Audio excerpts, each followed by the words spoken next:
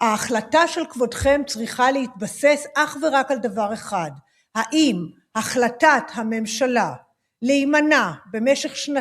2.5 מלהקים ועדת חקירה, שאנחנו טוענים שהיא צריכה להיות ממלכתית, וזה לכבודכם, האם עצם ההימנעות שלה במשך 2.5 היא פעולה בחוסר סבירות קיצונית, נקודה.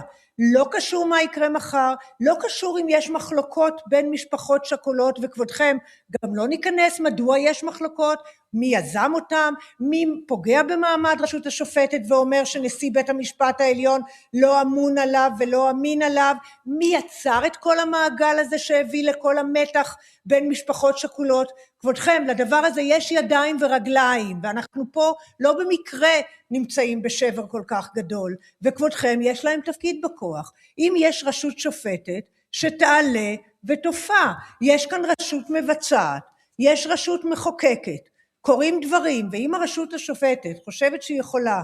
להסיר את ידיה מהאירוע ולהגיד תסתדרו לכם, יש לכם בחירות בעוד 7 חודשים, תפתרו את זה בכנסת, תפתרו את זה בחקיקה, אז אנחנו נבין שהיא נעלמת באלף.